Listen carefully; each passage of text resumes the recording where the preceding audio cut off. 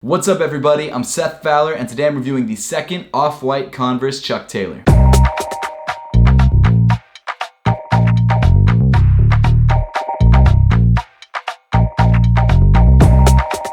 Thanks so much for tuning in today. If you guys didn't already know, I'm actually doing this pretty cool Off-White giveaway. I realized after I just said that, I haven't actually told you guys what the shoes were gonna be yet, but there's a hint, it's Off-White. It's not these guys, but it is a pair that released recently. The giveaway will start sometime next week. I'm not going to tell you guys exactly when yet, you're just going to have to wait, but I have been dropping hints over on my Twitter and my Instagram at @RealSethFowler, so might as well give them a follow if you're interested. And of course, I'll be making an official announcement on this channel in the next couple days, so make sure to subscribe if you haven't yet to stay tuned on what's going to happen. But with all of that out of the way, let's jump right into the video. This past weekend, Off-White and Converse released the second iteration of their Off-White Converse sneaker. I'm sure you're all familiar with the first version of the shoe. It had this really cool sort of translucent mesh upper and then also this like icy blue outsole. I personally thought it was a really great looking sneaker, but this time around Converse and Off-White are taking a slightly more traditional approach to the design of the shoe. I actually just picked up my pair from Lapstone & Hammer like 2 hours ago. I do have to commend Lapstone & Hammer though, because the way they handled the raffle was one of the coolest ways I've ever seen a raffle handled. The only way you could get a raffle ticket was to actually donate a pair of shoes, and every pair you donated you actually got another raffle ticket, which of course meant another entry. It was a super cool way to handle things, and the shoes actually went to 2 different charities in the Philadelphia area, and I think by the end of the raffle period there was like 1,000 pairs donated. It was absolutely crazy. Huge kudos to Lapstone & Hammer. I think that was a super cool way to handle it. I'm not gonna lie, I might have given myself a little bit of an unfair advantage because I get so many pairs of shoes in the mail that I just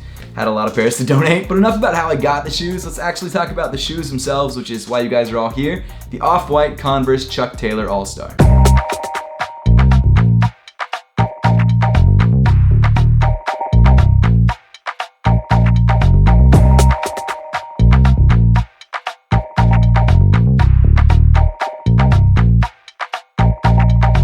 Right off the bat, like I mentioned before, this shoe definitely takes a much more traditional approach to Converse sneaker design than the original Off-White Converse. Instead of the more crazy experimentation with materials that they did on the last pair, this time around they went with a more standard canvas upper. So as you can see on the lateral side of the shoe, which is the side of the shoe that actually faces outward, there's not a huge amount going on. And that's definitely not a bad thing, but it seems like a little bit of a departure from what we're used to from our regular Off-White sneakers. This Converse collaboration actually reminds me more of like the Off-White branded sneakers, the ones that are purely made from just Off-White, than the Off-White Nike collab, which this is a part of. The canvas upper comes in sort of like a light cream, and I've made this joke for every single Off-White review, but it's kind of like an off-white color.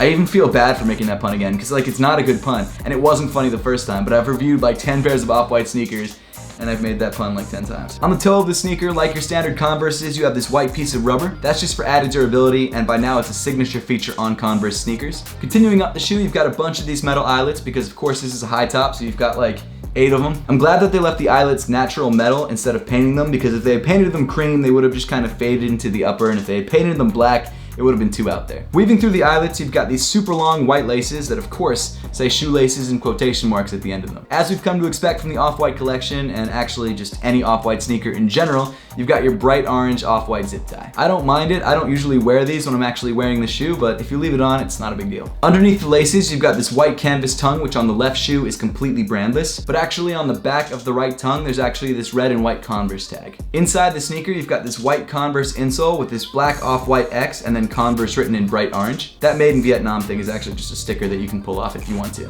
Something I actually found kind of interesting about this insole is that they've actually added a second piece of like foam or rubber underneath the insole itself, but only on the midfoot and heel portion of the shoe, and I would assume that's just for a little bit of extra like step-in comfort, because Converses, as you guys probably know, aren't the most comfortable shoes in the world. There's definitely not a lot of cushion in the rubber midsole, and this sort of serves to add a little bit more of that, at least in the heel. As for fit, this Off-White Chuck High definitely fits big. I'm sure if you own a lot of Chucks, you know exactly what I mean, because this shoe fits just like any other Chuck Taylor High. I don't know why I didn't go down half the size. I just wasn't thinking when I filled out the raffle ticket, but I definitely should have. I'm kind of like swimming in these shoes. Like, it's definitely too big. If you decide to grab this shoe and you don't have like super wide feet, I definitely suggest going down half the size. Or honestly, your best option is actually just to go down to your local sneaker store, try on a pair of Chucks before you buy this pair to make sure the sizing is right for you. Continuing on to the inside or the medial side of the upper, this is where you have your Converse and Off-White branding. As you would expect from most Chuck Taylor highs, you've got that Chuck Taylor circle with the star in the middle. This being the Off-White version, of course Virgil had to add his little orange touch sort of sewn into the top of that circle patch. I don't know what it is, but this orange detail that sort of ties the entire collection together has always been one of my favorite details. Just beneath that, and slightly covered up by the Chuck Taylor tag, you've got your off-white Converse paragraph. This pair reads, "Off-white for Converse, Chuck Taylor All-Star, Malden, Massachusetts, USA, C. 1917. Of course, that paragraph changes depending on which shoe the collaboration is actually happening on.